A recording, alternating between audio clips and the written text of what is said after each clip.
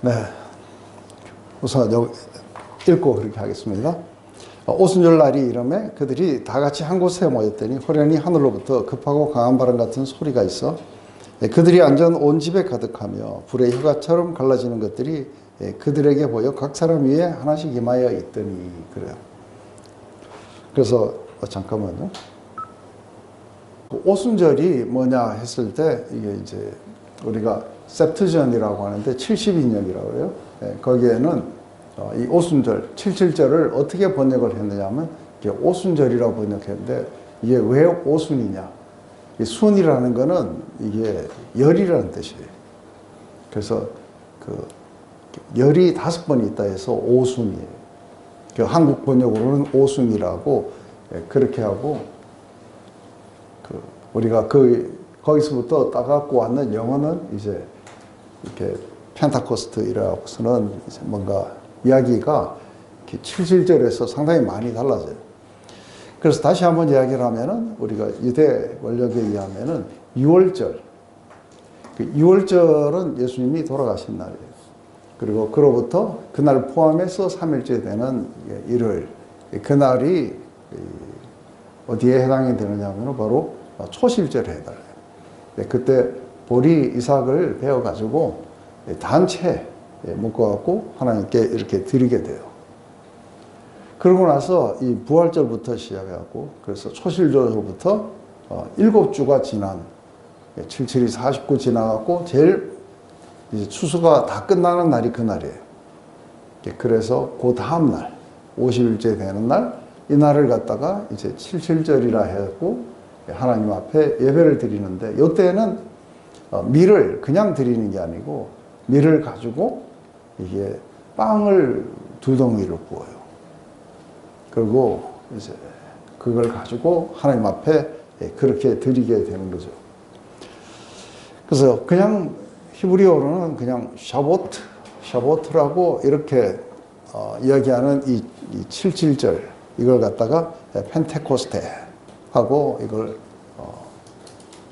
그러니까 우리가 10번이 5번 지나갔다 이래가지고 이걸 갖다가 영어로 이렇게 펜타코스트라고 그렇게 부른다고 했어요. 그래서 이거는 이렇게 우리가 뭔가 추수했는 것들을 수확했는 어떤 기쁨으로 그렇게 드리게 되죠. 그래서 우리가 이게 예수님이 그 첫 부활을 이렇게 하셨을 때에 그때에 사도 바울은 거의 대부분 이 제사법에 의해서 이렇게 표현을 하는데 고린도서 우리 15장에 가면은 뭐라고 하느냐면 예수님이 잠자는 자들 가운데 부활의 첫 열매가 되셨다.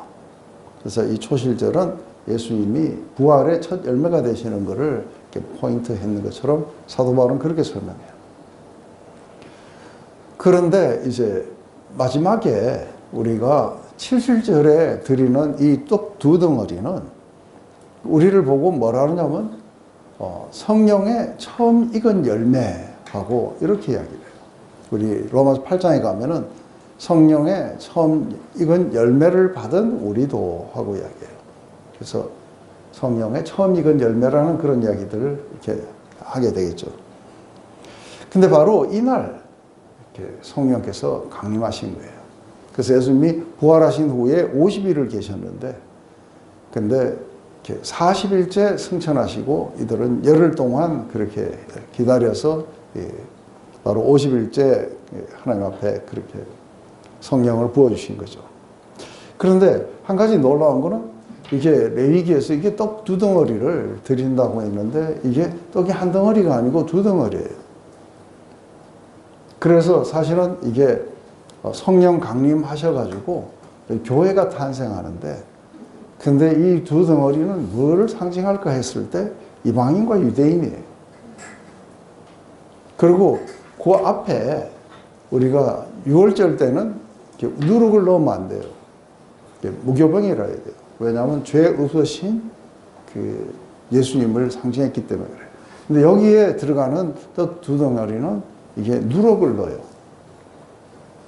그래서 왜 이게 누룩을 넣었을까 했을 때 이 누룩은 우리가 죄의 상징이에요. 그죠? 그래서 죄를 가진 인간들이 용서함을 받고 된다는 의미인지 아니면은 하나님 나라가 이렇게 누룩처럼 이렇게 부풀어 가요. 그죠? 점점 확장돼 가는 것을 나타내는지. 어쨌든 이방인과 유대인들이 하나가 되어서 그렇게 하나님 나라를 이루게 된다는 걸 아마 의미하는 것이 아니었을까.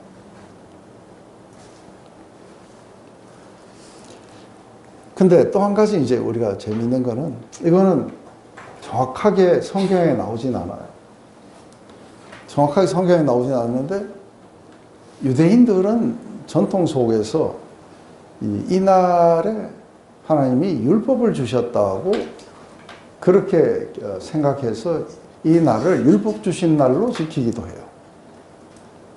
그래서 하나님이 시내산에서 율법을 주셨다.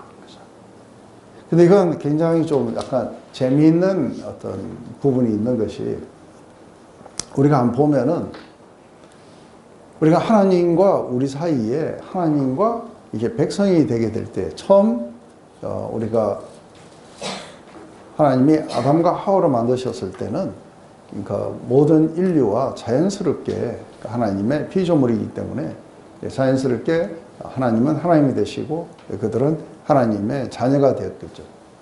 근데 인간이 죄를 범하고 하나님을 떠나가고 난 뒤에는 다시 이렇게 하나님과 백성의 그 관계가 들어갈 때에는 언약을 맺어야 돼요. 그런데 우리가 이제 이 시내산 언약은 무엇을 통해서 비준이 되냐면 율법을 주심으로써 비준이 돼요. 그래서 거기에서 뭐라고 하냐면 이게 내가 원하는 삶이다 하고 이렇게 주시면서 그러면서 이제 그 순종을 요구했어요. 모든 백성들은 우리는 그 하나님의 그 말씀을 따라서 하나님의 율법을 따라서 우리가 살겠다. 이렇게 해갖고서는 나는 너희의 하나님이 되고 너희는 나의 백성이 될 것이다 하고 율법을 통해 가지고 이제 시내산 언약이 비준됐어요. 그런데 이제 이게 포로로 잡혀가면서 북이스라엘도 망하고 남유다도 그렇게 포로로 잡혀감으로써 이제 무슨 일이 발생하냐면 이게 첫 번째 언약이 깨어지게 돼요. 그래서 이 첫 번째 언약이 이제 거기서 끝이 난 거죠. 왜냐하면은 이게 마지막 심판으로서 이게 끝이 났기 때문에. 근데 에레미야 선지자를 통해 가지고 에레미야서 29장 11절에서 이것은 너희들에게 패망을 주려는 게 아니라 미래와 소망을 주려는 것이다 하면서 새 언약에 대해서 이야기를 해요. 근데 새 언약을 이게 할 때에 그때에 굉장히 중요한 게 뭐냐면 우리에게 이제는 뭐예요? 율법을 주시는 게 아니라 새 마음과 새 영을 주시겠다고 말씀하시는 거예요. 그래서 이게 새 언약이 우리가 이야기할 때 새 언약이 예수님이 십자가에서 지셔서 죽으신 것을 갖다가 우리가 그것을 통해서 하나님과 언약을 맺는다고 생각하는데 아니요, 그거는 언약의 기초예요. 그래서 뭔가 언약을 맺을 때에 내가 그들의 죄를 사하고 다시는 기억하지 않을 것이다 했을 때 지금 이제 이 은혜의 언약이 될 수 있도록 하기 위해서 예수님이 오셔서 십자가를 지시고 그리고 부활하셔서 우리의 구원의 근거를 마련하신 거예요. 그러니까 이게 근거를 마련한 것이지 이게 근거를 마련했다고 그러면은 모든 인류가 다 그 근거에 의해서 구원받아야 돼요. 그런데 하나님의 백성이 되는 방법은 그렇지 않은 거예요. 그래서 첫 번째 언약은 율법을 통해서 비준됐다면 두 번째 언약은 성령을 주심으로써 비준이 돼요. 그래서 예수님의 십자가가 모든 인류를 구하신 건 아니에요. 모든 인류를 위한 구원의 근거를 마련하셨고 그리고 믿는 자에게 하나님이 성령을 주심으로 말미암아 이제 나는 너의 하나님이 되고 너는 나의 백성이 될 것이다. 그래서 이게 뭘로 바뀐 거예요? 율법이 이게 성령으로 바뀐 거예요. 그래서 오순절날 이렇게 성령 강림하신 이야기는 이제 하나님의 백성들이 이게 태어나기 시작하는 거예요. 그것은 성령을 받음으로써 이게 태어난다는 것을 이제 이해하면 좋겠죠. 그죠? 우리가 이게 왜 이런 일이 일어나야 되냐 했을 때 율법은 문자를 주신 거예요. 능력과 함께 오지 않았다고 사도 바울이 이야기해요. 그래서 우리를 어디로 데리고 왔느냐면 죽음으로 몰고 갔다는 거예요. 그래서 결국은 첫 번째 언약은 우리를 살게 하는 법을 주신 게 아니라 우리를 갖다가 죽음으로 몰고 가는 법이었다는 거예요. 근데 하나님의 계획 속에 여기서부터 나와가지고 이제는 사람들에게 이 죄 사함의 은총을 주시고 실제로 하나님의 나라의 백성으로 살아갈 수 있도록 그 능력도 주시는 거예요. 마음도 주시고 실제로 그렇게 살아갈 수 있는 능력도 주시는 거예요. 그게 바로 누구냐면 바로 성령의 임파워먼트예요. 성령이 우리 가운데 오셔서 우리의 마음을 주장하셔서 우리가 실제로 하나님이 원하시는 백성의 삶으로 살아갈 수 있도록 해 주시겠다는 거예요. 앞에는 우리가 그것을 이렇게 말씀을 따라 지켜야 되고 뒤에는 뭐예요? 하나님의 성령이 우리에게 오셔서 우리로 하여금 즐겁게 하나님을 따라가고 그 율례를 따르겠다고 따를 수 있도록 만들어 주시겠다는 거예요. 이게 이제 큰 차이로 이렇게 나타나요.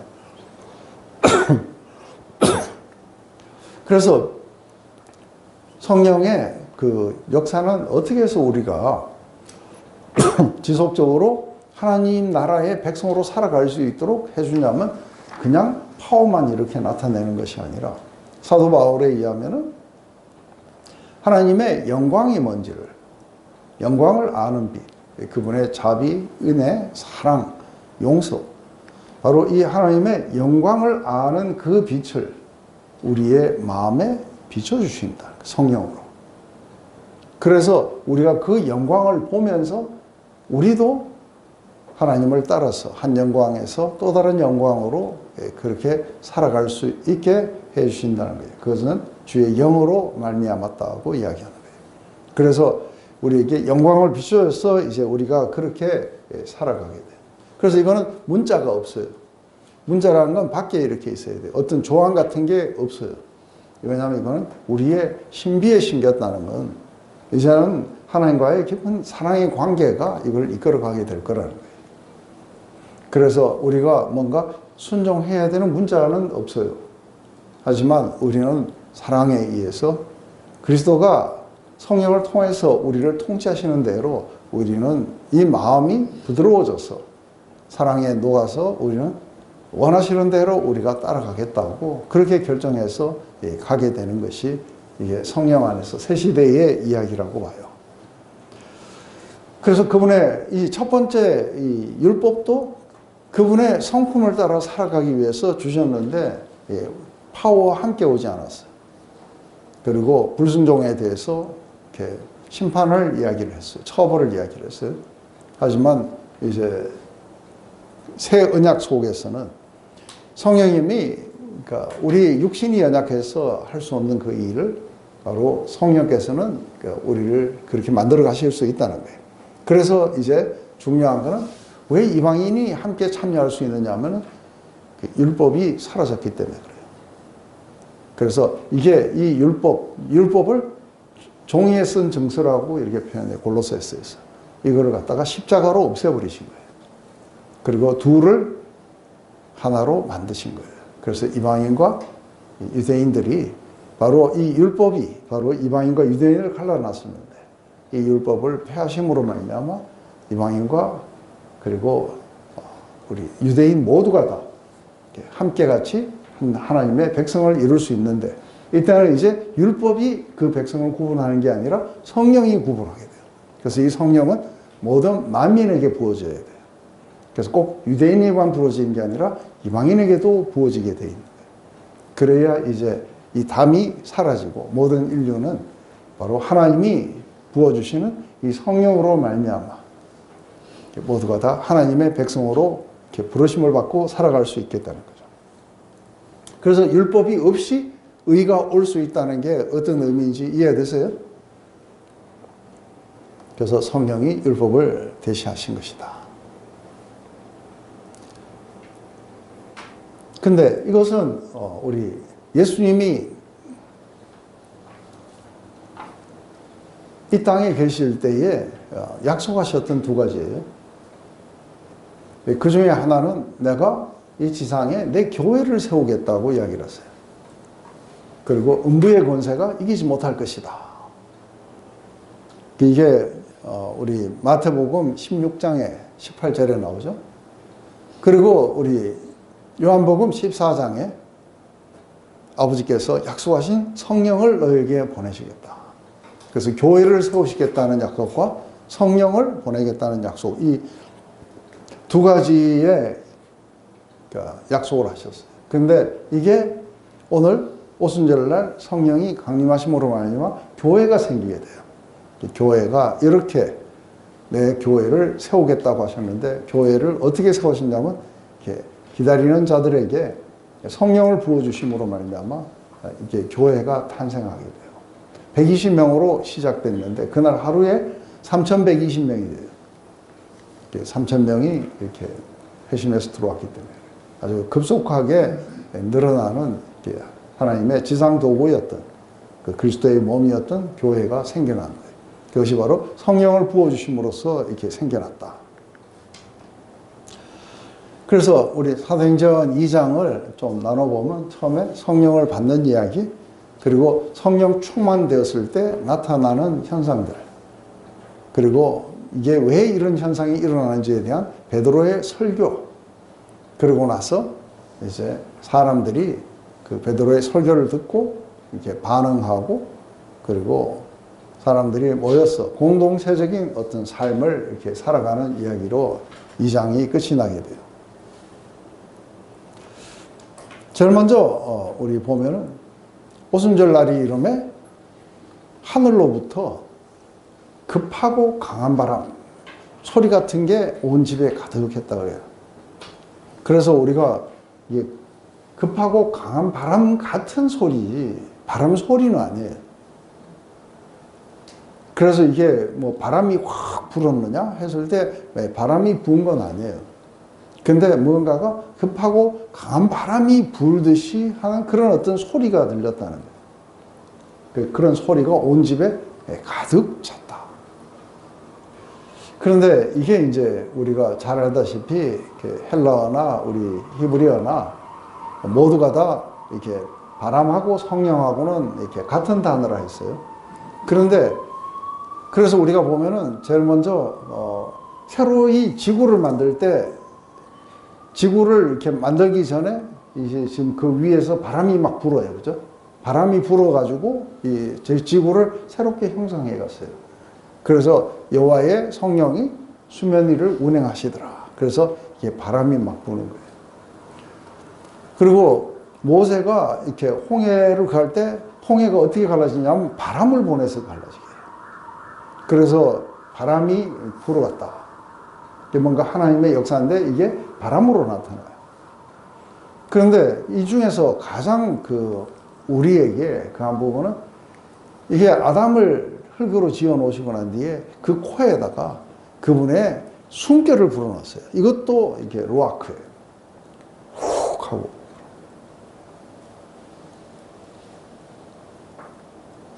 그런데 나중에 가면은 우리 이스라엘의 마른 뼈와 같이 죽어 있는 그 삶 가운데 에스겔 37장에 생기야 들어가라 해서는 이 뼈에 들어가니까 막 살이 붙고, 그리고 아주 굉장히 파워풀하게 일어서는 모습들을 보여줘요.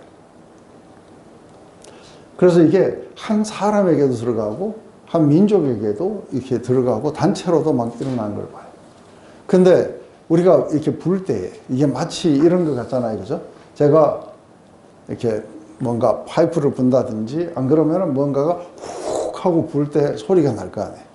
이 소리는 뭐냐면 하나님이 이게 성령을 받을 사람들의 그 속에 이렇게 뭔가 생명의 숨결을 확 불어넣는 듯한 그런 어떤 현상들이 일어났을 거라고 봐요. 그러자 하나님의 숨결을 다시 받게 된 이 사람들은 바로 그 영으로 충만하기 시작했다고 이야기하는 거예요. 그래서 우리가 이 바람 소리, 그래서 위로부터, 하늘로부터 우리가 생명을 불어넣어 주시는 소리. 그래서 우리가 새롭게 생명을 갖게 되고, 새 생명을 갖게 되고, 그리고 새로운 어떤 삶이 오게 되고, 그리고 우리는 새 능력을 우리가 이렇게 부여받게 되는 그 순간이 바로 성령이 우리 가운데 임하여 주신 부분이라고 해요. 그래서 이제 또 한 가지는 이게 불의 혀같이 갈라지는 것이 각 사람 위에 있더니 그래요. 그래서 이게 불의 혀같이 갈라져갖고 불꽃이 이렇게 하면 막 갈라지겠는데 그런 것이 각 사람 위에 있었다고 이야기해요. 그래서 이게 불이라는 게 도대체 어떤 의미가 있을까 했을 때 불은 우리가 구약에서 보면은 하나님의 그 임재를 상징해서 그래서 불과 지진과 뭐 이런 이야기를 할 때 불은 모세가 떨기나무에서 타는 불꽃 가운데 하나님을 배워요. 불은 하나님의 그 임재의 상징을 이렇게 나타낼 수 있다고 해요. 또 한 가지는 불은 이렇게 뭔가 이렇게 정화하고 재련하고 할 때 이렇게 많이 써야 돼요. 한 인간의 마음을 완전히 새롭게 만드는 그 역할들이 이게 불이 아닐까 이렇게 생각을 해보죠. 그래서 더러운 것을 제할 뿐 아니라 우리가 일시적인 것, 영원하지 못한 것들도 전부 다 제하여 주시겠죠. 또 한 가지 이제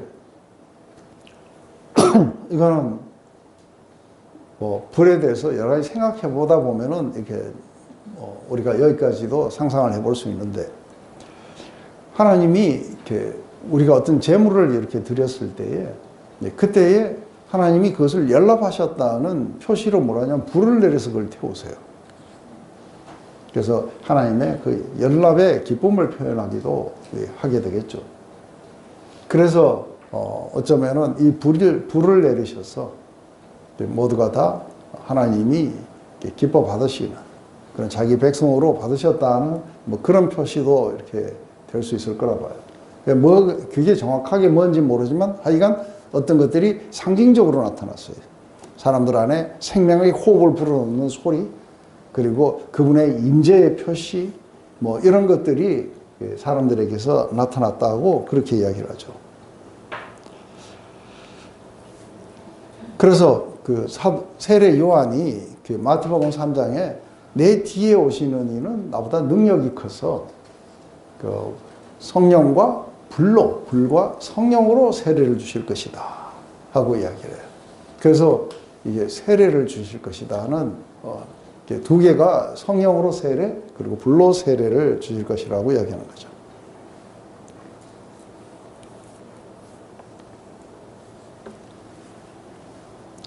그들이 다 성령의 충만함을 받고 성령이 말하게 하심을 따라 다른 언어들로 말하기 시작하니라. 그때 경건한 유대인들이 천하 각국으로부터 와서 예루살렘에 머물러 있더니 이 소리가 나매 큰 무리가 모여 각기 방언으로 제자들의 말을 하는 것을 듣고 소동하여 다 놀라 신기하게 여겨 이르되 보라 이 말하는 사람들이 각기 다 갈릴리 사람이 아니냐? 우리 각 사람이 난 곳에 방언을 듣게 되는 것이 어찌 됨이냐? 우리는 바데인과 메데인과 엘람인과 또 메소포타미아 유대와 갑바도기아와 본도와 아시아, 부르기아와 밤빌라와 애굽 및 구레네 가까운 리비아의 여러 지방에 사는 사람들과 로마로부터 온 나그네 곧 유대인과 유대교에 들어온 사람들과 그레데인과 아라비아인들이라.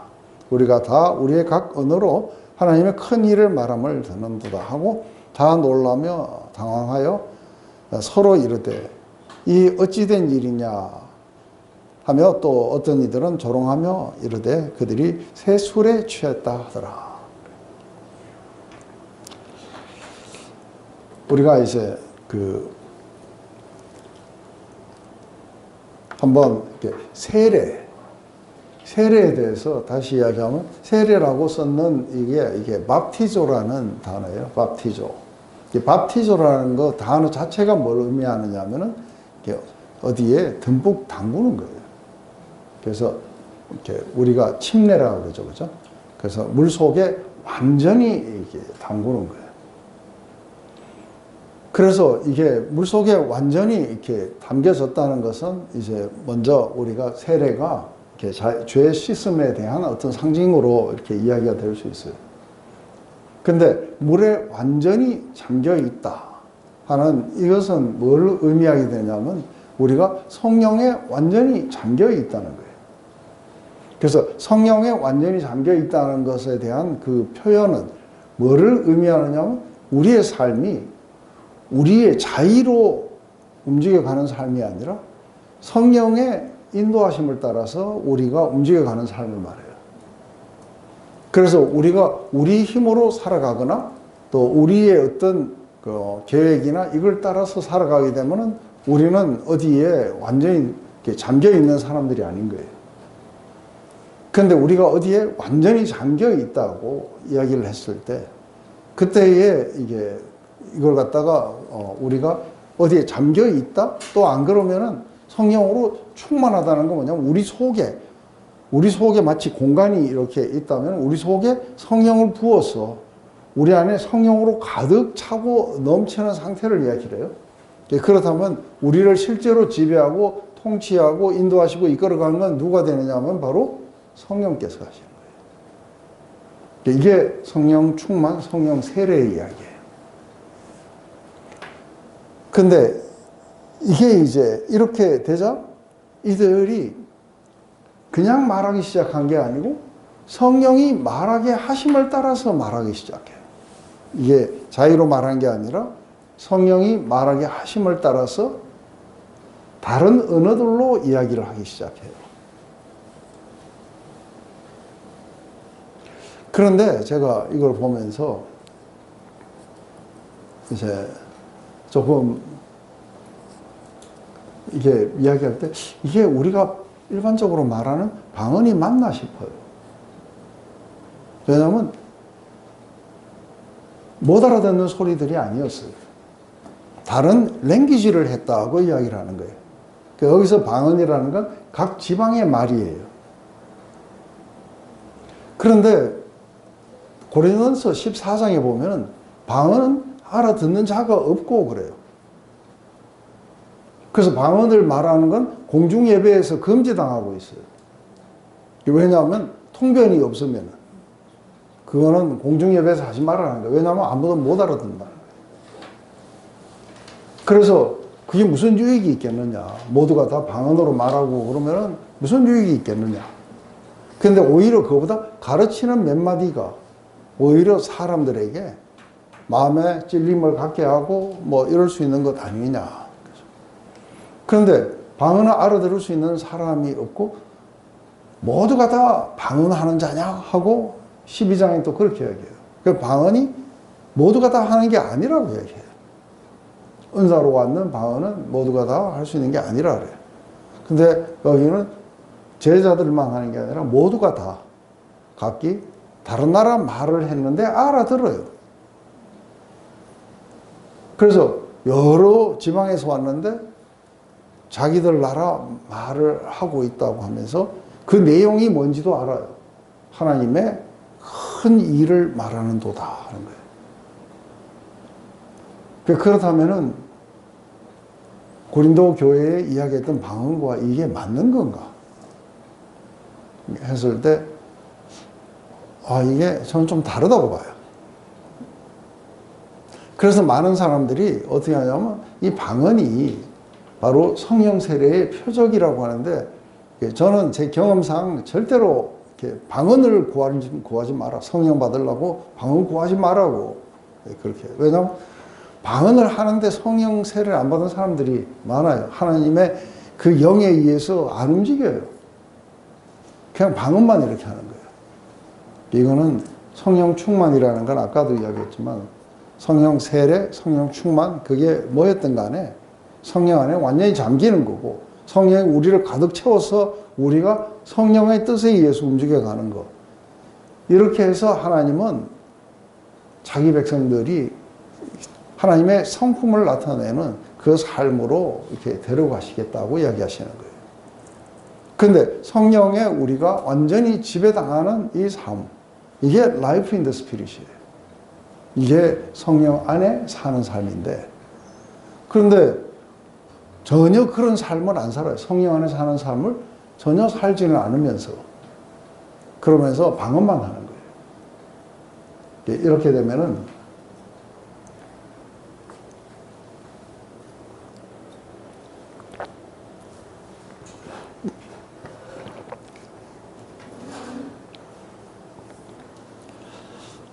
그래서 우리가 완전히 거기에 잠기다, 몰두하다. 그래서 우리가 초대교회 때 죄의식으로 죄를 씻는다는 의미 속에서 우리가 물세례를 줬어요. 그죠? 그런데 물세례를 받는다는 건 뭘 의미하냐면 내 죄가 씻길 필요가 있다는 것을 이렇게 인정하는 거예요. 그런데 이렇게 세례를 받은 이 사람들에게 이제는 뭐예요? 실제로 하나님이 그것을 비준하셨다는 그 의미 속에서 성령을 주셔야 돼. 그래야 하나님의 백성의 삶을 살아갈 수 있게 되겠죠. 그래서 이것은 실제로 우리 가운데 임하신 그 불로 말미암아 우리의 죄가 정화되고, 그리고 그분의 통치가 우리 안에서 실제 일어나게 될 거라는 거예요. 그래서 우리는 사랑으로 굴복당해서 그렇게 가게 될 거라고 보는 거죠. 그런데 이게 성령으로 충만하다, 성령 세례를 받았다, 성령으로 충만되면은 어떤 현상하고 좀 비슷하냐면 술 취한 현상하고 비슷해요. 이게 새 술에 취했다. 그래서 우리가 보면은 이렇게 이야기를 해요. 술 취하지 말라 그래요. 왜냐하면 이는 방탕한 것이니. 이게 술 취하지 말라는 것과 성령 충만을 받으라는 것과 이게 두 개가 같이 나와요. 왜냐하면 이 둘 다가 뭔가 좀 비슷한 부분이 있으니까 이렇게 할 거 아니에요. 근데 뭐가 비슷할까 했을 때 술 취해도 그러니까 굉장히 뭔가 담대해져요. 그죠? 어떤 사람들은. 그리고 우리가 보통 술 기운에 뭔가를 했다고 해요. 그 술이 우리를 지배해가지고 뭔가를 하도록 이렇게 만들어요. 그래서 이 사람들의 그런 어떤 자의가 많이 섞이지 않은 채 술이 이 사람들을 움직여 가는데, 그것과 아주 비슷한 현상이 성령으로 충만되면은 마치 술 취한 사람들처럼 갑자기 담대해지고, 갑자기 이제 그 술 기운에 뭐를 이렇게 하듯이 성령의 그 기운에 의해서 이렇게 하는 거예요. 제가 이걸 보면서 물론 제 이야기도 제 이야기였지만, 우리 집 사람이 성령 세례 받고 난 뒤에 달라진 걸 이야기합니다. 그냥 우리 어머니가 맨날 그랬어요. 혹시 네 집 사람 입에서 냄새 안 나냐고. 왜요? 그랬더니 하루 종일 저렇게 입 다물고 있는데 말하는 거 못 봤다 하면서, 그럴 정도로 이게 사람들 앞에 말도 안 하고 생글생글 웃기만 하고 그랬는데 성령을 받았어요. 그때부터 이상하게 뭔가 막 험한 말을 쏟는 택시 기사들이라든지 이런 사람들 만나면 껌주면서 내 말 들어야 된다고 이러면서 막 또 전도 막 하는 거예요. 그러니까 이게 술 취하면 좀 그럴 수 있잖아요. 그죠? 마치 술에 취한 사람처럼 막 그렇게 하니까 나중에 여보 오늘 막 그랬더니만도 택시기사가 잘 알겠습니다. 내가 한번 나가볼게요 하고 이러더라는 거예요. 근데 골로새서에는 성령 충만이라는 거고 그리스도의 말씀이 너희 속에 풍성히 거하여 그래요. 그래서 주님의 말씀이 우리 안에 풍성하게 거한다는 건 어떤 거예요? 주님이 우리를 통치해 가시는 거예요. 그 통치에 우리가 굴복되어 있는 상태를 의미하는 거죠. 그래서 결국은 우리가 성령에 굴복한다고 하지만 사실은 그는 내 것을 가지고 너희들을 그렇게 인도할 것이다 하고 이야기해요. 그래서 결국은 성령에 굴복한다는 건 누구에게 굴복하고 가는 거냐면 바로 우리의 주가 되시는 예수님에게 그렇게 굴복되어 가겠죠. 그러면은 이러한 일들이 너희들 가운데 일어나게 될 거라고 하는 거죠. 그러니까 갑자기 베드로가 지금은 3시 아니냐 했을 때 이 3시는 이게 9시예요. 오전 9시. 오전 9시 무슨 술을 먹겠냐.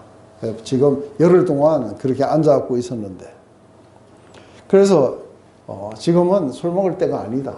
지금 벌써 아침에 9시인데. 그러면서 이제 그게 그렇지 않다고 하면서 뭔가 이제 새로운 어떤 설명을 그렇게 해주게 될 거예요. 그래서 우리 쉬었다가.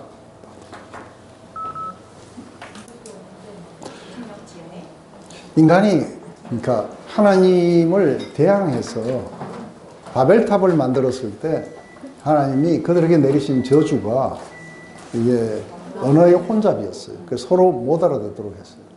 근데 성령을 부음을 받고 그리고 이들은 뭔가 다른 나라 언어들로 말하기 시작했는데 또 서로 알아들어요. 그죠? 아마 그걸 이렇게 역행한 건 아닐까. 그래서 이게 방언이 굉장히 오랫동안 논쟁거리가 되어갖고 지금도 해야 되느냐, 뭐 어째야 되느냐, 이게 이제 굉장히, 근데, 분명한 거는 이렇게 회중 예배에서는 사용을 금했다는 거. 왜냐하면 아무도 알아들을 수 없었고, 통변이 없으면 하지 마라. 근데 여기서는 모두가 다 알아들었다는 거. 그래서, 이게 뭔가가 조금은 다른 거구나.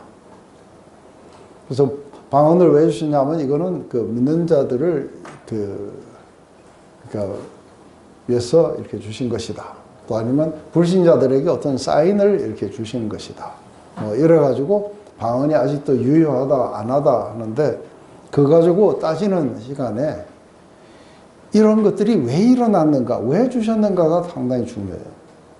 보면 급하고 강한 소리, 그죠? 강한 바람 소리. 불의 혀같이 갈라진. 그리고 상당히 기적적인 게 일어나요. 갈릴리 사람들인데 이 사람들이 그러니까 저 먼 데 있는 나라들의 말을 막 했다는 거예요. 그런데 이들이 다 알아들었다는 거예요.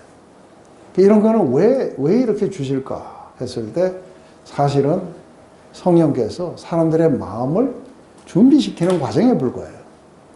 어디로 인도하기 위해서요? 지금부터 베드로가 하는 말에 귀담아 들을 수 있도록 하는 거예요. 성령께서 실제로 사람들에게 역사하시는 건 그러나 또 화려한 쇼가 아니라 이제는 뭔가 복음이 전파될 거예요. 거기에 사람들은 내가 어찌할꼬 하고 마음에 찔림을 받고 이런 일들이 일어나게 될 거라는 거예요. 그래서 굉장히 중요한 거는 이제 이런 모든 것들이 어떻게 일어났는지, 이게 뭘 의미하는지, 지금 너희들이 오늘 봤던 게 이게 뭘 의미하는지에 대해서 이렇게 설명을 해주는 거예요. 그런데 이게 이제 베드로의 설명이에요. 제일 먼저 베드로가 11사도와 함께 서서 소리를 높여 이르되 유대인들과 예루살렘에 사는 모든 사람들아, 이 일을 너희로 알게 할 것이니 내 말에 귀를 기울이라. 때가 제3신이 너희 생각과 같이 이 사람들이 취한 것이 아니라 이는 곧 선지자 요엘을 통하여 말씀하신 것이니 일렀으되 하나님이 말씀하시기를 말세에 내가 내 영을 모든 육체에게 부어주리니 너희 자녀들은 예언할 것이요 너희 젊은이들은 환상을 보고 너희의 늙은이들은 꿈을 꾸리라. 그때 내가 내 영을 내 남종과 여종들에게 부어주리니 그들이 예언할 것이요 또 내가 위로 하늘에서는 기사와 아래로 땅에서는 징조를 베풀지니 곧 피와 불과 연기로다. 주의 크고 영화로운 날이 이르기 전에 해가 변하여 어두워지고 달이 변하여 피가 되리라. 누구든지 주의 이름을 부르는 자는 구원을 받으리라 하였느니라. 지금 이제 베드로의 이야기는 갑자기 아주 담대하게 일어서서 이제 내가 지금 왜 이런 일들이 일어나고 있는지를 너희들에게 말할 테니 귀를 기울여라 하면서 이제 구약의 셋을 인용을 해요. 그래서 제일 먼저 요엘서하고 그 다음에 시편 2편을 인용을 해요. 그런데 궁극적으로 이야기하는 것은 바로 그 예수님이 메시아라는 걸 갖다가 이렇게 증명하는 얘기예요. 그런데 제일 먼저 이 요엘서를 갖다가 이걸 하면서 지금 성령의 부어주심은 어떤 결과인가 했을 때 바로 이게 요엘이 이렇게 예언했던 것이라는 거예요. 그런데 우리가 구약에 보면 그 요엘서만 성령을 주시겠다고 이야기하진 않아요. 에스겔서도 성령을 주시겠다고 이야기했고 그래서 성령을 이렇게 부어주시겠다는 약속들은 이게 한 곳에만 있는 게 아니라 여러 곳에 있는데 베드로는 왜 요엘서를 갖다가 이거를 택했을까 했을 때 이것도 또한 굉장히 중요한 의미가 있다고 봐요. 그래서 베드로가 택한 게 아니라 성령께서 이렇게 뭔가 베드로에게 그렇게 요엘서를 인용하도록 아마 그렇게 했을 거라고 봐요. 이거는 잘 준비된 설교는 아니었어요. 그런데 베드로가 준비하지 않고 갑자기 요엘서를 인용할 만큼의 굉장한 학식이 있는 자였는가, 그것도 참 의문이에요. 그죠? 근데 이 요엘서는 이제 내용이 뭔가 했을 때, 요엘서 내용을 조금 이제 이해하게 된다면, 거의 대부분은 이게 항상 구약에서는 이게 이제 실제 그 사람들의 국제 정세에 반해서 이야기를 해줘요. 그런데 이게 뒤에 가서 뭔가 여호와의 크고 두려운 날, 이게 항상 마지막 때에 심판과 구원이 일어나는 이제 그것을 갖다가 이렇게 비춰서 말하기 때문에 구약에 있는 이 사람들은 뭔가가 어떤 실제 자기들의 삶 안에 일어나는 이야기들이에요. 그런데 지금 뭐 요엘이 정확하게 언제 사람이냐 했을 때 정확하게 이게 잘 몰라요. 근데 한 가지 이제 뭐 요엘 이렇게 하고서는 도대체 상황이 언제적인지는 잘 모르는데, 한 가지 거의 분명한 거는 이게 남유다가 한번 굉장히 그 우상숭배에 휘말리게 돼요. 그것은 어떻게 했냐면 북이스라엘에 아합 왕이 있었을 때 그 부인이 이사벨이에요. 이 이사벨은 오늘날 레바논에처럼 그렇게 페니키아 여자고 거기에 우상숭배, 바로 바알 월십을 그렇게 하는 사람이었는데 왕비로 들어온 거예요. 그래가지고는 이렇게 나중에 남유다 왕하고 여호사밧하고 이게 사돈을 맺어가지고, 그래 나중에는 그 딸인 아달랴가 통치를 하고 막 이렇게 했어요.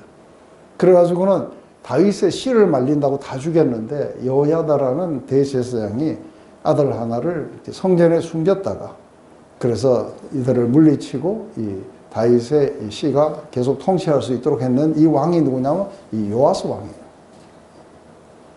근데 이때 당시에 이제 이게 점차적으로 이제 사람들은 우상 숭배가 아주 심했고, 이런 결과로 하나님이 이제 뭔가 이렇게 심판을 이렇게 내리시는 거예요. 그런데 이 심판은 무슨 심판이었냐면, 갑자기 유다에 메뚜기 떼가 덮쳐가지고 완전히 이렇게 싹쓸이를 당한 거예요.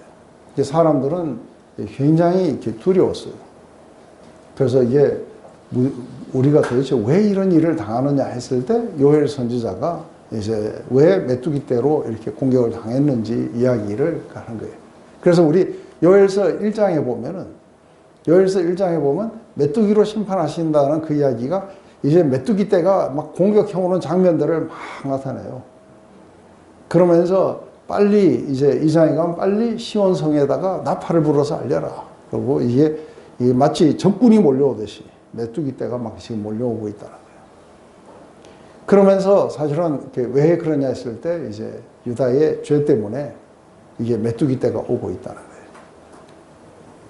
근데 그 구약에서 우리가 보면은 메뚜기 떼가 온다든지 질병이 온다든지 기근이 온다든지 외국 군대가 오는 이유가 어디에 있느냐 하면은 우리 레위기 26장이나 신명기 28장에 보면은 전부 다 이들이 범하는 죄 때문에 와요. 그래서 이 죄가 이제 관영하게 되면은 하나님의 그 심판이 거기에 오게 되는 거예요.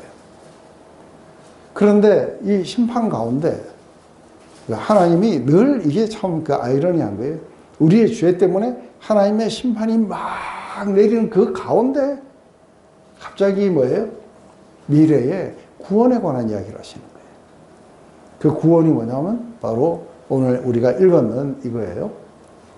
내가 말세에는 이게 내 영을 부어준다 했을 때 성경에서는 이게 하나님이 자신의 영을 부어주시는 것을 마치 뭐하고 이렇게 같게 하느냐 하면은 마치 이렇게 이른 비와 늦은 비를 막 내리듯이 그렇게 갖고 내리면은 이렇게 황무지가 막 옥토로 바뀌고 동산으로 바뀌고 이게 굉장히 우리가 비주얼하게 볼 수 있는 것들이에요. 그런데 인간의 삶도 마찬가지인 거예요. 인간의 삶도 황폐해지고 뭐한거 했을 때 그분의 영을 이렇게 우리에게 주시게 되면은 우리의 삶이 갑자기 뭐예요? 달라지기 시작하고 소망을 갖기 시작하고 이런 걸로 바뀌게 되는 거예요. 그런데 이때 당시에 구약에서는 무슨 이야기를 하냐면 전부 다 이렇게 어떤 우리가 물리적인 걸 가지고 이야기해요. 그래서 메뚜기가 오랫동안 먹어치운 것들을 내가 회복하게 해줄 것이며 그리고 포도주를 다시 생산할 수 있도록 해주고 이런 이야기들을 막 하면서 말세에 내가 만민에게 내가 내 영을 부어주겠다 하는 거예요. 그러면 이게 이제 이렇게 구약의 그 선지자들은 늘 그렇다고 했어요. 이게 가까이에서 뭔가 일어나는 거예요. 가까이에서 하나님의 구원이 나타나서 다시 한번 이게 옥토로 변하고 그리고 포도주가 생산되고 그 곡식들이 자라고 하는 이거를 지금 보는 거예요.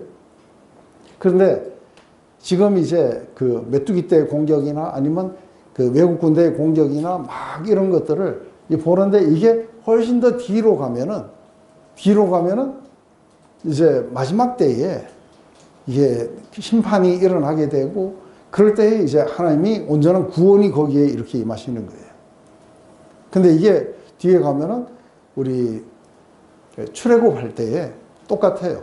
출애굽할 때에는 온 세상에 불을 내리시고 그리고 멸망을 내리시면서 자기 백성을 구해 가시는 거예요. 그러니까 이게 심판과 구원이 이렇게 막 동시에 일어나는 이야기들을 하는 거예요. 그런데 마지막 때라고 하는 것은 예수님이 오셔서 다시 오시는 그 기간을 말해요. 말세에 하는 거죠. 그때에 내가 내 영을 내가 만민에게 부어주겠다. 그래서 만민에게 부어주면은 무슨 일이 일어나느냐 했을 때 이게 어린아이, 젊은이, 노인 할 것 없이 모두가 다 어떤 꿈을 꾸고 비전을 보고 장래에 어떻게 뭔가가 나타나는 것들을 전부 다 말하게 될 거라고 이야기하는 거예요. 근데 이게 사실은 이게 요엘서가 이렇게 사용하게 되었던 이유가 뭐냐면 이들이 봤던 거는 뭐냐면 더 이상의 이런 불의와 이런 것들이 일어나는 인간 왕의 통치가 아닌 거예요. 그래서 이러한 것들이 어떻게 해서 나타나게 되냐 하면은 바로 이제 메시아로 말미암은 거예요. 메시아가 와서 인간의 죄의 문제를 없애버리면 어떻게 돼요? 인간의 죄의 문제를 없애버리면은 외국 군대도 올 필요 없고 그리고 질병도 메뚜기도 전부 다 물러가게 되는 거예요. 그래서 메시아의 이 통치를 갖다가 보는 거예요. 그들은 메시아의 메시아가 와서 그분의 왕국을 이렇게 이루실 거예요. 그리고 거기서 통치하실 거예요. 그런데 본디오 빌라도가 물은 거예요. 여기가 네가 왕이냐? 그랬을 때 예수님은 아주 신비한 왕국을 이야기해요. 내 왕국은 여기에 속한 게 아니라는 거예요. 그런데 이 지상에 그분의 왕국이 있어요. 그래서 이 왕국은 이게 뭐냐? 했을 때 이 왕국에 우리가 네 가지 요소인데 땅도 있어야 되고 백성도 있어야 되고 그리고 법도 있어야 되고 그리고 통치자가 있어야 돼요. 그 왕국의 왕은 누구냐 하면 바로 이 메시아이신 예수님이신 거예요. 그리고 우리가 함께 같이 모여 사는 그곳이 어디냐면 우리가 피플이 모여 있는 교회예요. 그리고 누가 국민이냐 했을 때 바로 거기에 믿는 자들이 전부 다 이렇게 백성이 되는 거예요. 이게 무형이에요. 우리가 말하는 것이 무슨 뭐 어느 교회에 그 안에 가도 믿지 않은 자들도 많이 있어요. 그죠? 그걸 말하는 게 아니라 교회라는 무형의 단체예요. 우주적인 교회.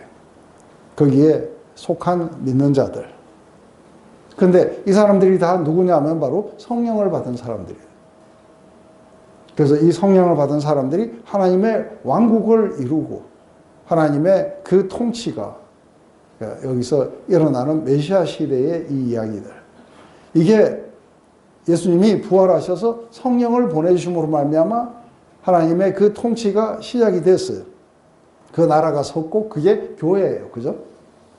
그 나라가 섰고 그리고 통치가 시작이 됐어요. 그런데 완성된 게 아닌 거예요. 왜냐하면 하나님 나라에 대해서 이야기할 때 작은 이렇게 겨자씨 나무 하나가 이게 심겨가지고 싹이 나고 이래갖고 나무로 자라가야 돼요.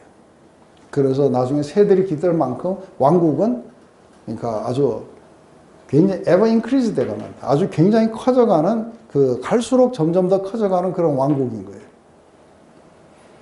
근데 그 왕국이 커져만 가는 게 아니라 어느 때가 되면은 완성이 되게 될 거예요. 그리고 우리는 이제 주님의 그 통치 속에 우리 모두가 다 영원히 함께같이 거하게 될 거라는 거예요. 이게 장래일을 말하는 거고 꿈을 꾸는 거고 비전을 보는 거고 그런 것일 거라고. 메시아의 시대에 메시아의 통치, 메시아의 왕국 이게 일어나게 될 거라는 걸 이렇게 보는 거죠. 그래서 내가 만민에게 했는데 이제는 뭐 남종, 여종 실제로 종을 의미하는지 그분의 사역자를 이야기하는지 모르지만 모두에게 이걸 다 부어주시겠다는 거예요. 그러면서 그들은 이제 이게 예언이라고 그들은 예언할 것이요 하고 베드로가 예언할 것이요 하고 했을 때 이 예언은 뭘 말하는 걸까 하는 거예요. 그러니까 늘 우리가 잘못 이해하는 것 가운데 하나가 우리가 신약 시대에 살아가지고 예언할 것이요 그러면은 미래 일을 말하는 것을 예언이라고 이야기를 해요. 근데 우리가 예언이라고 이야기를 할 때 이 예언은 예언자들이 주로 뭘 해요? 그 사람들이 현재 살고 있는 삶을 부셔야 돼요. 그죠? 그래서 그들에게 하나님의 심판이 임할 것이라고 이야기를 해요. 그리고는 모든 예언서가 꼭 회복에 대해서 이야기해요. 그래서 이 예언자의 그게 뭐냐면 우리가 잘못 살고 있는 것에 대해서 아주 심장을 찌르듯이 그렇게 정확하게 그거를 갖다가 밝혀내고 그리고 어떻게 회복돼야 되는지. 그래서 이게 예언자적 비전이라는 건 이게 뭐냐면 그 사람들이 지금 살고 있는 그 삶에서 돌이키도록 해서 하나님의 축복 가운데로 데려가는 게 이게 예언이에요. 그래서 성령이 임하시게 되면은 바로 이런 일들이 일어나게 될 거라는 거예요. 그러면서 이제 마지막 때에 나타나는 그것은 내가 위로 하늘에서는 기사를 아래 땅에서는 징조를 베풀리니 피와 불과 연기로다. 주의 크고 영원한 날이 이르기 전에 해가 변하여 어두워지고 달이 변하여 피가 되리라. 이제 마지막 그 대환란의 시기와 같은 비슷한 이야기를 해요. 그래서 하나님의 뭐가 오는 거예요? 하나님의 최후의 심판이 임하게 될 거라는 거예요. 그때에 이제 구원받는 방법에 대해서 말해주는 거예요. 그래서 누구든지 주의 이름을 부르는 자는 구원을 얻게 될 것이라는 거예요. 주의 이름을 부른다는 건 그분이 바로 나의 구원자시고 나의 메시아고 나의 주님이라고 하는 의미 속에서 예수님의 이름을 부르는 자들은 모두가 다 구원을 얻게 될 것이다. 이게 요엘이 했던 이야기라는 거예요. 이걸 베드로가 지금 그렇게 이야기를 하는 거예요. 그래서 지금 너희들이 받는 것은 바로 이것에 대한 이 성취다. 그렇게 예언했던 성령을 지금 부어주셔서 이 일이 지금 일어난 것이다.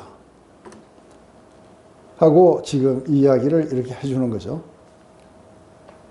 그래서 지금 성령의 강력한 역사는 방언에서부터 나오는 게 아니고 이게 지금 뭐예요? 이 말을 듣는 사람들의 심령에 아주 관절과 골수를 찔러 쪼개는 그런 운동력이 있는 생생한 그런 말씀으로 이들에게 지금 비수처럼 꽂히고 있는 거예요.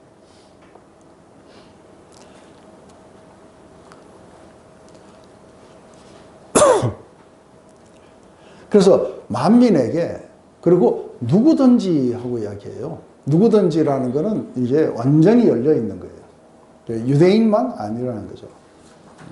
어떤 인간이든 모두에게 열려 있다. 그래서 만민에게 내가 부어주겠다. 내 남종과 여종에게 부어주겠다. 그래서 우리 잠언 18장 10절에 보면 그 말이 나와요. 주님의 이름은 강한 성루. 그래서 그 거리로 달려가는 자들은 안전하리 하고 우리 노래도 있어요. 그죠? 주의 이름 송축하리 하고 이제 하는 거죠. 그 예수님에게로 이렇게 피하는 자들은 모두가 다 구원을 얻게 될 것이다. 하는 이제 이 이야기를 지금 하는 거죠. 그러면서 이제 먼저 시편 16편을 이렇게 인용을 해요. 시편 16편은 왜 이야기하는가 한번. 이스라엘 사람들아 이 말을 들어라. 너희도 아는 바와 같이 하나님께서 나사렛 예수로 큰 권능과 기사와 표적을 너희 가운데 베푸사 너희 앞에서 그를 증언하였느니라. 그가 하나님께서 정하신 뜻을 따라 뜻과 미리 아신 대로 내어준 바 되었거늘 너희가 법 없는 자들의 손을 빌려 못 박아 죽였으나 하나님께서 그를 사망의 고통에서 풀어 살리셨으니 이는 그가 사망에 매여 있을 수 없음이라. 다윗이 그를 가리켜 이르되 내가 항상 내 앞에 계신 주를 배웠으며 나는 요동하지 않게 하기 위하여 그가 내 우편에 계시도다. 그러므로 내 마음이 기뻐하고 내 혀도 즐거웠으면 내 육체도 희망이 가리니 이는 내 영혼을 음부에 버리지 아니하고 주의 거룩한 자로 썩음을 당하지 않게 하실 것이미로다. 주께서 생명의 길을 내게 보이셨으니 주 앞에는 내게 기쁨이 충만하게 하시리로다 하였으므로. 이게 시편 16편의 말씀이에요. 내가 항상 여기부터 이게 시편 16편의 말씀을 이렇게 쭉 하는 거예요. 그런데 이걸 가지고 뭐를 증거하느냐 하면 예수님이 어떻게 이렇게 부활하셨는지에 대한 것을 갖다가 이게 증거하고 있어요. 그래서 이게 그 중에서 이제 가장 중요한 단어가 요거겠죠. 그죠? 내 영혼을 음부에 부리지 아니하시며 주의 거룩한 자로 썩임을 당시 않게 하실 것이미로다. 그래서 음부에 버려지지 않고 그리고 썩음을 당하지 않도록 그렇게 하실 것이다 했는데 이게 과연 다윗이 자기를 보고 한 말인지 아니면은 그게 뭔가가 다른 어떤 누군가를 포인트하면서 했는 말인지 했을 때 이게 왜 다윗이 예수님을 포인트해서 했는 이야기인지 그걸 갖다가 이제 이야기하는 거죠. 그래서 요 이야기를 조금 더 이제 이걸 보면은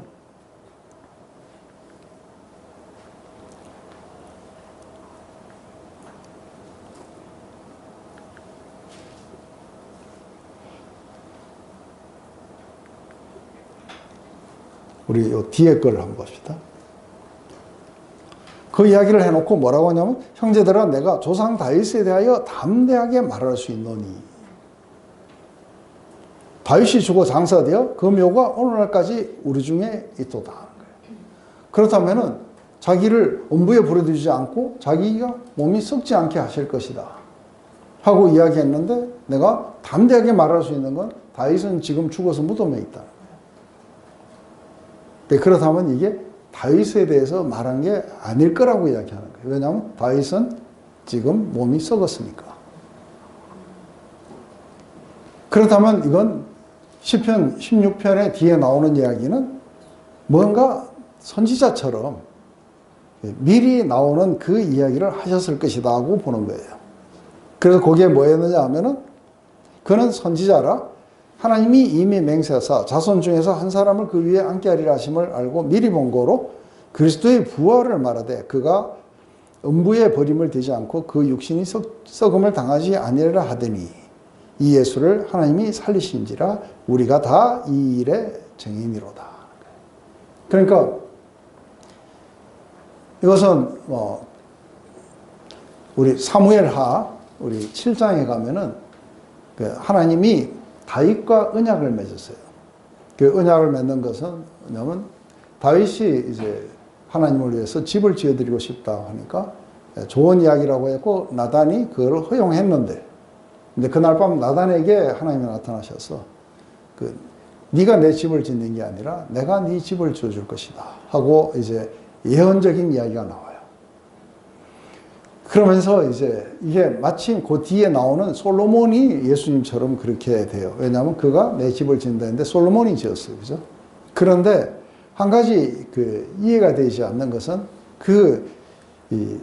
시편, 사무엘하 이게 7장에 나오는 것 중에서 제일 이해가 안 되는 부분이 이거예요.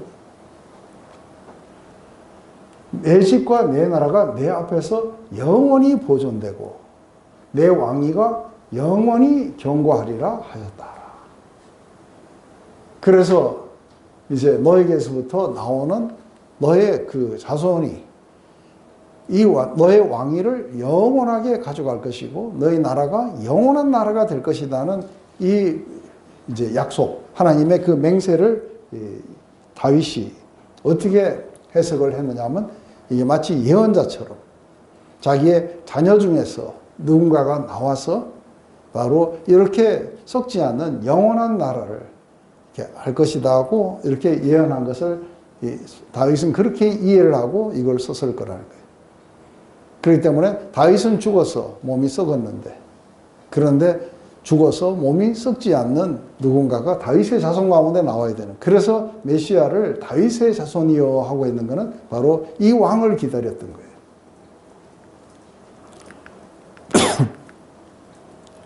그래서 바로 이 예언이 어떻게 성취가 되냐면 하나님이 예수님을 무덤에서 다시 살려내신 것을 우리가 전부 목격했다는 거예요. 그래서 바로 예수님은 누구냐 하면은 다윗에게 약속하셨던 영원한 왕, 영원한 왕국의 왕으로서 왔다는 거예요. 그런데 너희가 이 로마인들의 손을 들여서 너희가 죽였지만 하나님은 이 예언처럼 예수님을 다시 살리셨다는 거예요. 그리고 하나님이 오른손으로 예수를 높이심에 하는 것은 바로 예수님의 승천을 이야기해요. 예수님이 이제 위로 올라가셔서 그리고 아버지 약속하신 그 성령을 아버지께서 받아서 너희에게 보고 듣는 이것을 부어주셨느니라.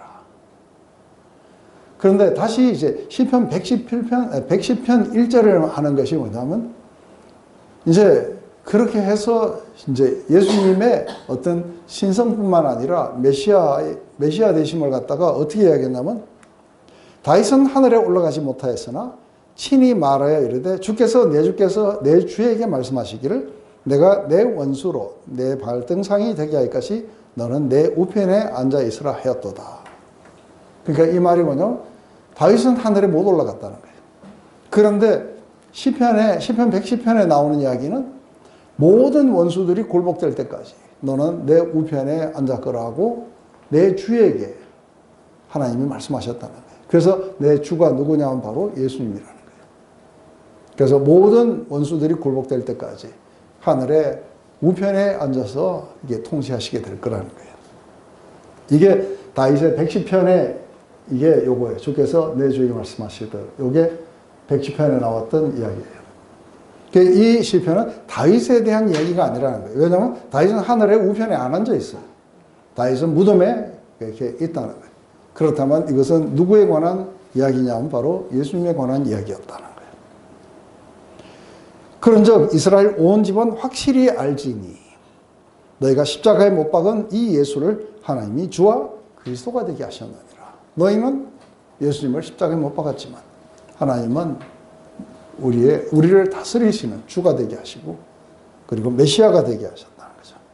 그리고 그리스도가 메시아예요.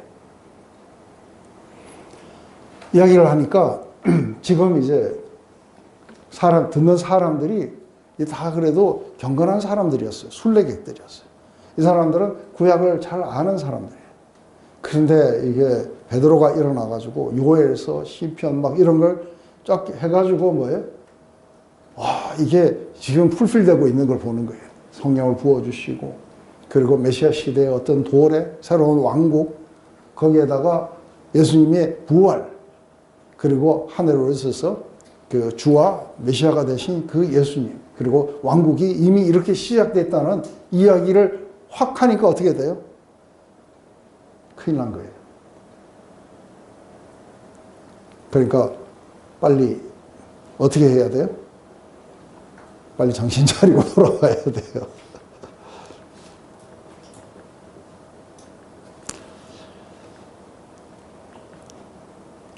이제 그들의 반응이 나와요. 그들이 이 말을 듣고 마음에 찔려 베드로와 다른 사람들의 사도들에게 물어 이르되 형제들아 우리가 어찌할꼬.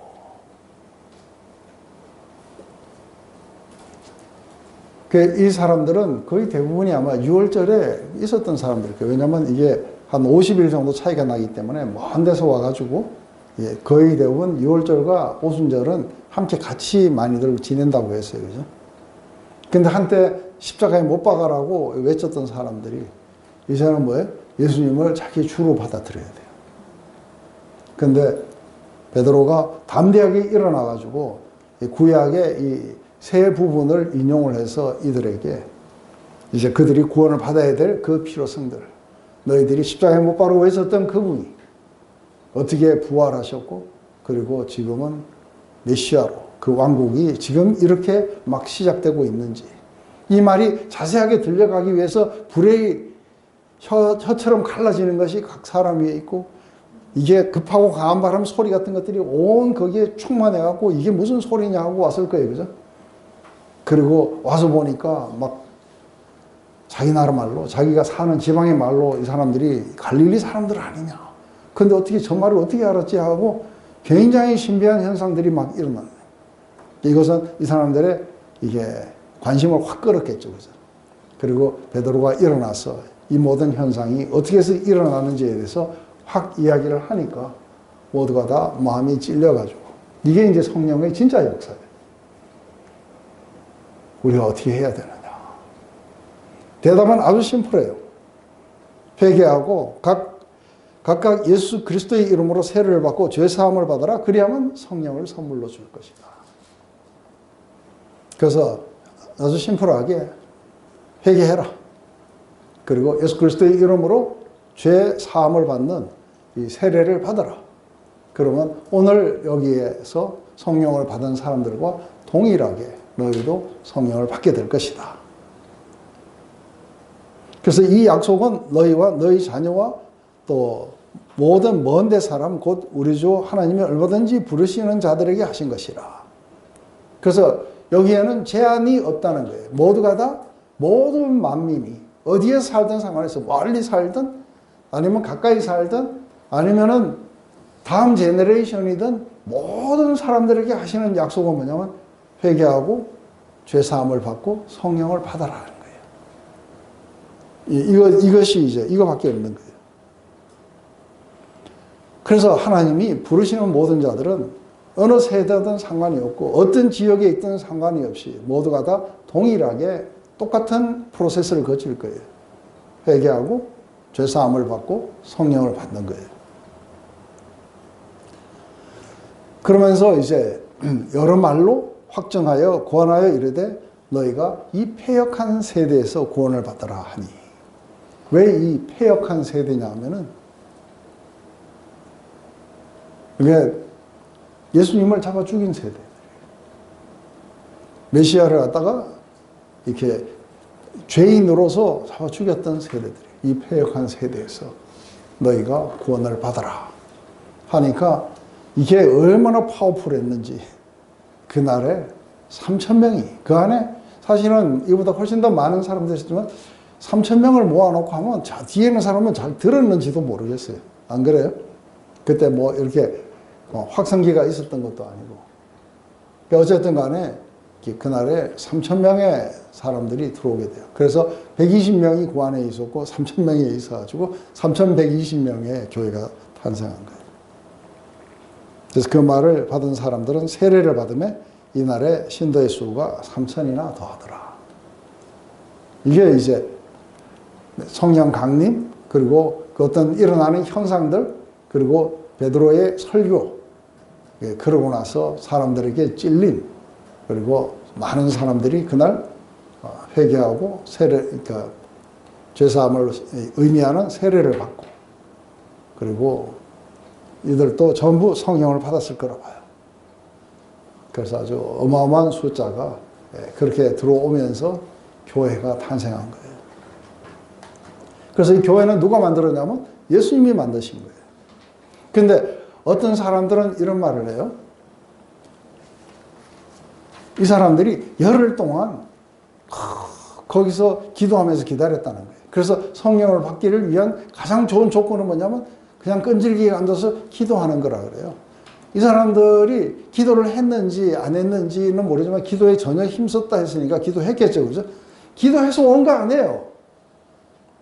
어떻게 온 거예요? 아니요. 하나님의 때를 따라 온 거예요. 오순절날 오기로 되어 있는 거예요. 이들이 기도했기 때문에 온 게 아니라 오순절이 이르렀기 때문에 온 거예요. 이게 구약에서부터 그날 성령을 부어주시겠다는 이게, 그래서 예수님의 그런 어떤 계획을 따라온 거예요. 내가 내 교회를 세우리니 음부의 권세가 이기지 못할 것이다. 근데 그것을 위해서 내가 아버지께로, 내가 가는 것이 유익이다. 왜냐하면 내가 가면은 아버지께서 역사하신 성령을 너에게 부어주실 것이다. 그러면 교회가 탄생하고 그걸 아주 파워풀하게 온 세상을 향해 나가서 내 증인이 되게 될 것이다. 이게 하나님의 계획을 따라 온 거예요. 그렇지만 우리가 예수님의 가르침 속에 이게 있어요. 그죠? 그러니까 누가 떡을 달라면 돌을 주고 생선을 달라면 뱀을 주겠느냐. 이 땅에 아버지들도 좋은 걸 줄 줄 알거는 하물며 구하는 자에게 성령을 주시지 않겠느냐. 그렇기 때문에 우리는 성령 받기를 간절히 사모하고, 근데 우리가 다 그리스도인이기 때문에 성령 다 받았잖아요. 그죠? 성령 안 받은 사람은 여기 아무도 없어요. 그런데 문제가 뭐냐면은 이게 필랍되느냐 안 되느냐는 있어요.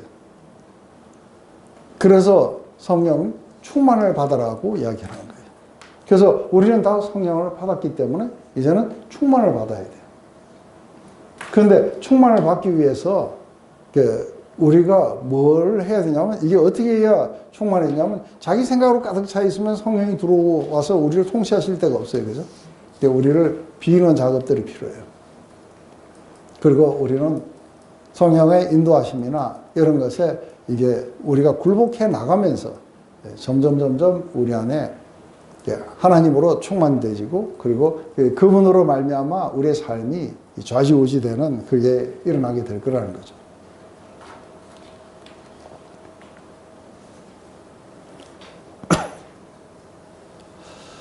그래서 우리가 한 가지 알 수 있는 거는 불의 혀같이 갈라지고 강한 바람 소리, 그리고 다른 랭귀지로 말하기 시작하는 것, 여기에서는 다른 사람들에게 아무 구원을 못 입혔었어요. 근데 실제로 다른 사람들이 전부 구원으로 들어오게 한 것은 복음을 전파했던 것이에요. 그건 확실하죠. 그죠? 그래서 우리가 뭔가를 이렇게 전해줘야 사람들이 찔림을 받든 뭘 하든 믿음이 생기든 뭔가가 일어나게 될 거예요. 그들 안에 이게 뭔가가 우리가 이대로 있을 수는 없구나 하는 이게 일어나도록 뭔가 말을 해줘야 돼요.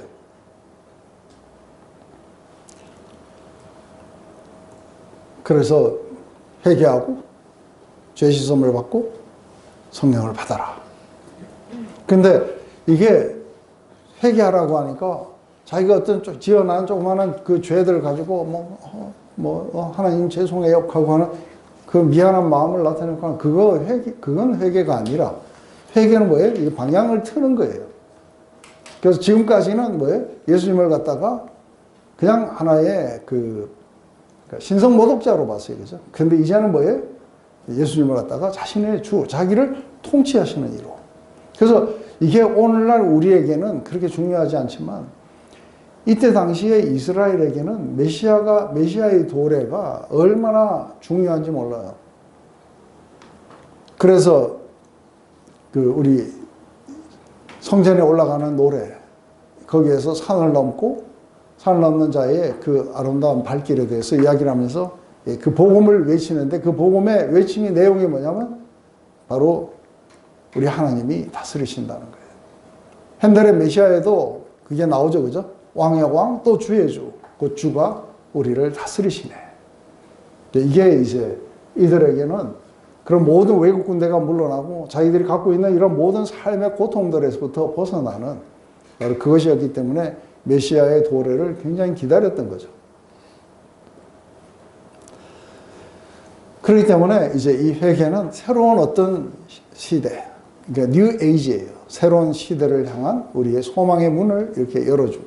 그래서 먼저 자기가 지금까지 살아왔던 그 삶에 그러니까 뭔가 방향이 잘못됐다는 걸 알고 돌이키는 것이 굉장히 중요하다고 이야기한 것이죠. 그런 자들에게 성령을 선물로 주신다. 물 세례가 구원을 보장한 건 아니에요. 이것은 하나의 어떤 것에 대한 상징이에요. 그죠? 근데 그것은 바로 성령을 우리에게 주심으로 말미암아 진짜 우리의 죄가 사함을 받고 그리고 우리가 그분의 새로운 백성으로서의 삶을 시작할 수 있다는 것이죠.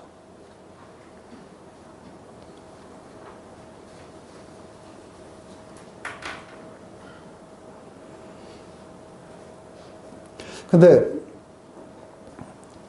여러분들 가운데 혹시 나는 굉장히 이렇게 특이한 뭔가 방법으로 성령을 받았다. 그런 분들 계세요? 제가 들어본 중에서, 제가 경험해 본 중에서 제일 그 이상한 게 어떤 분에게 그렇게 요구했는 거예요. 자기는 교회 나와가지고 들어도 무슨 말인지를 잘 모르겠다는 거예요.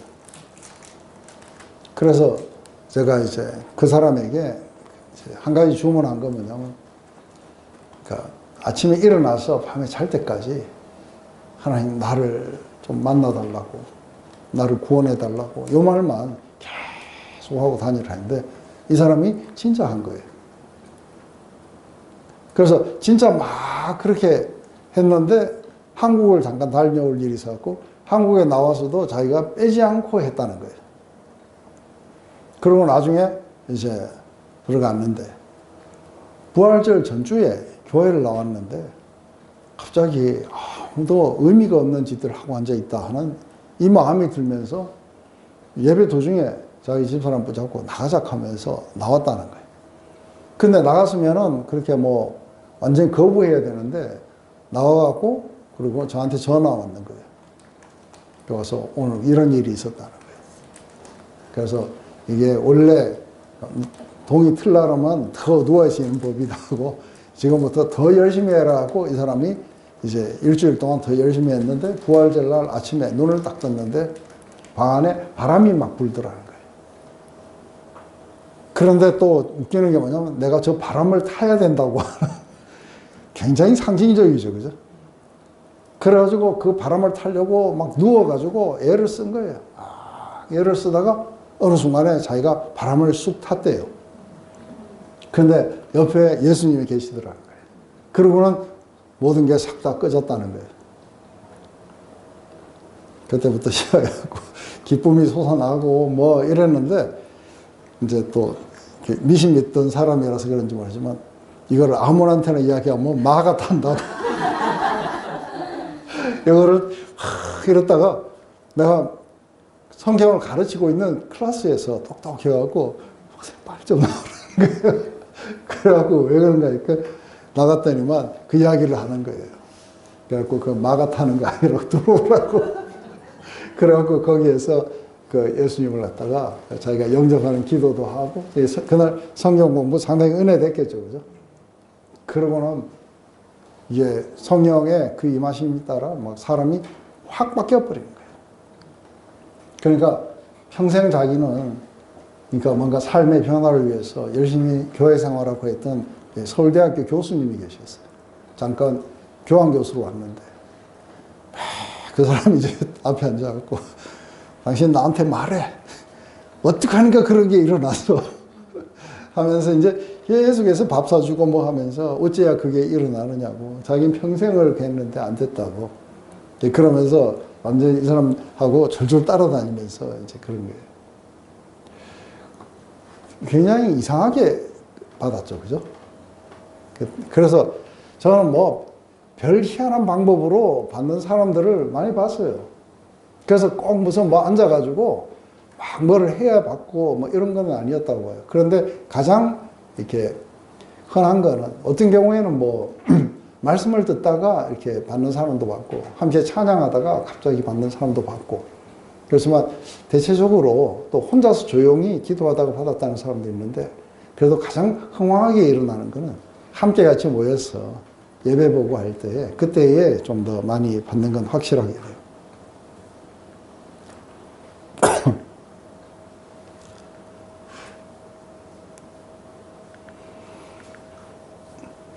이제 사람들의 이렇게 공동체적 삶이 시작됐어요. 그들이 사도의 가르침을 받아 서로 교제하고 떡을 떼며 오로지 기도하기를 힘썼느니라. 사람마다 두려워하는데 사도들로 말미암아 기사와 표적이 많이 나타나니 믿는 사람들이 다 함께 모든 물건을 서로 통용하고 또 재산과 소유를 팔아 각 사람의 필요를 따라 나눠주며 날마다 마음을 같이하여 성전에 모이기를 힘쓰고 집에서 떡을 떼며 기쁨과 순전한 마음으로 음식을 먹고 하나님을 찬미하며 또 온 백성에게 칭송을 받으니 주께서 구원받은 사람을 날마다 더하게 하시느니라. 제일 먼저 이들은 사도의 가르침을 더 듣고 싶어요. 예수님을 더 알고 싶고 또 그분의 가르침을 훨씬 더 많이 이렇게 알고 싶어요. 그리고 교제를 나눴어요. 그죠? 교제를 나누고 떡을 뗐다는 건 음식을 같이 나눴다는데 이것은 어떤 의미도 있냐면 떡을 뗐다는 것은 예수님의 성만찬을 갖다가 이렇게 하게 돼요. 그래서 옛날에 우리가 성찬을 어떻게 했냐면 식사를 실제로 갖다 놓고 한 거예요. 오늘날처럼 이런 게 갖고 입에다 주고 하는 거는 지금 많은 사람들이 한꺼번에 식사를 못 하니까 그렇게 한 것이죠. 그래서 우리가 고린도 전서에 보면은 성만찬을 어뷰즈했던 사람들이 이야기가 나오는데 이게 뭐냐면 식사를 갖다 놓고 부자들은 갈비하고 막 뱉어져 죽고 가난한 자들은 굶어 죽고 막 이래갖고 무시하고 이런 일들이 일어난 거예요. 실제 음식을 갖다 놓고 한 거예요. 그래서 음식을 이 크리스찬들이 모여갖고 음식을 먹을 때 굉장히 중요한 개념은 뭐냐면 이게 우리가 그리스도의 몸에 참여한 거라는 거예요. 그래서 이 음식을 먹을 때마다 뭐를 생각하라고 이야기를 했냐면 바로 이것은 너희들 위해 주는 나의 몸이니 받아 먹어라. 그래서 우리를 위해서 희생하셨던 그리스도의 사랑에 참여한다는 의미로 우리가 식사를 하는 거예요. 그래서 이거를 뭐라고 하느냐면 아가페 피스트라고 그래요. 그래서 애찬, 사랑의 음식이다 해가지고 예수님의 사랑을 기억하면서 이렇게 먹게 된 거죠. 이게 떡을 떼었다는 의미예요. 그리고 오로지 기도하기를 힘쓰고 그러면서 사도들로 말미암아 표적과 기사가 많이 나타났을 때 우리가 이게 뭔가가 슈퍼내추럴한 것들이 많이 나타나면 마음이 좀 어때요? 맨날 뻔한 이야기가 아니라 슈퍼내추럴한 것이 많이 나타나면은 마음이 뭐예요? 경외심으로 가득 차겠죠, 그죠? 이게 두려워하며라는 걸 이렇게 fear of God이에요. 하나님을 이렇게 경외하면서 그 이유가 사도를 통해서 굉장히 많은 이적과 기적, 표적들이 나타나는 거죠. 그러면서 사람들이 이제 영혼의 만족을 누리게 되면은 이게 뭔가 자기들이 가진 것들을 나누기 시작하는 것, 이게 이제 일어났다는 것은 그들의 영혼이 상당히 만족을 누리고 있다는 걸 나타내요.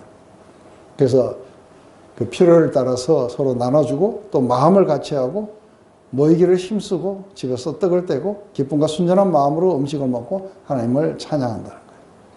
근데 이게 실제로 이제 우리가 이제 교회에서 날마다 이런 게 일어나야 돼요. 날마다 이런 것들이 일어나야 되고 그래서 제가 처음에 평신도로 있었을 때도 이게 저희 스몰 그룹 안에서 날마다 이런 게 일어났고 이렇게 국제 YM에 거기 가서 있을 때도 코나에 가서 있을 때도 사람들이 서로 이렇게 도와주고 뭐 하는 그런 어떤 공동체적인 것을 굉장히 맛봤어요. 그리고 돌아와서 이렇게 영림동 교회를 할 때도 그 속에서 사람들이 모이면은 항상 마지막에 이렇게 어떤 이렇게 모이기를 힘쓰고 가능한 한 자주 모여가지고 기쁨을 나누고 식사를 나누고 그렇지만 마지막에는 꼭 뭘로 끝나느냐 하면은 이게 어느 정도 시간이 되면은 목사님이 이제 우리 찬양해요 하고 그래서 모두가 다 하나님으로 말미암아 그런 교제들이 막 일어나는 것들이 늘 그렇게 있었던 거죠. 그러자 온 백성에게 칭송을 받고 주께서 구원받은 사람을 날마다 더하게 하시느니라. 이렇게 해서 예수님은 자기 교회를 세우셨고 그것은 그 안에 그래서 이들이 얼마나 똑똑했느냐 이런 게 중요한 게 아니었어요. 그죠? 그리고 도마나 이런 사람들은 잘 이해도 못하고 그래서 제자들은 이해를 못했기 때문에 우리 요한복음 14장에는 아주 이렇게 질문 시리즈들이 나와요. 그런데 내가 더 할 말이 있지만 너희들이 감당하지 못할 것이다. 그렇지만 성령이 오시면은 너희들을 모든 진리 가운데로 인도하고 모든 것이 클리어해지고 명백해질 것이다. 그 결과 성령이 오셨고 교회는 생겨났고 그리고 충만하게 채워지면서 하나님의 왕국이 이제 시작이 되게 해요. 그래서 어떤 지역에 있는 것이 아니라 믿는 자들의 모임 안에 이런 것들이 일어나고 여기에는 예수님이 우리의 구원자일 뿐 아니라 우리의 통치자로서 왕국이 커져가게 될 거예요. 이제 다음 장부터는 이제 왕국이 점점 이렇게 더 커져가는데 이게 이제 조직화 될 때에 또 문제가 되는 게 뭐냐면 또 이제 또 인간들이 좀 그렇잖아요. 헬라파하고 또 유대파 해가지고 서로 먹는데 좀 공평하지 않다 해갖고 사도들이 그것까지 다 할 수 없다 해가지고 이제 집사들을 세우는 이야기들 뭐 그리고 복음이 이제 땅끝까지 전파되는 그 이야기로 끝이 나게 될 거예요. 기도하고 마치겠습니다. 하나님 오늘 이렇게 사도행전 2장을 통해서 약속하신 성령을 부어주시는 그 결과가 어떠한지 우리의 신앙의 삶에 우리가 말씀도 필요하고 또 우리가 공동체도 필요하지만 이 모든 것들이 다 아름답게 어우러져서 하나님의 나라를 이루며 그리고 온 세상에 복음을 전할 수 있는 구원을 실어 나눌 수 있는 교회가 되기 위해서는 성령의 역할이 얼마나 중요한 것을 봅니다. 우리에게 성령을 주셨지만 우리가 삶의 여러 부분에서 성령의 그 통치를 거부하고 인도하심을 거부한 채 살아가고 있는 것을 봅니다. 다시 한번 우리의 마음이 온전히 주님의 그 통치에 굴복할 수 있도록 우리를 충만하게 채우시옵소서. 예수님의 이름으로 기도드렸습니다.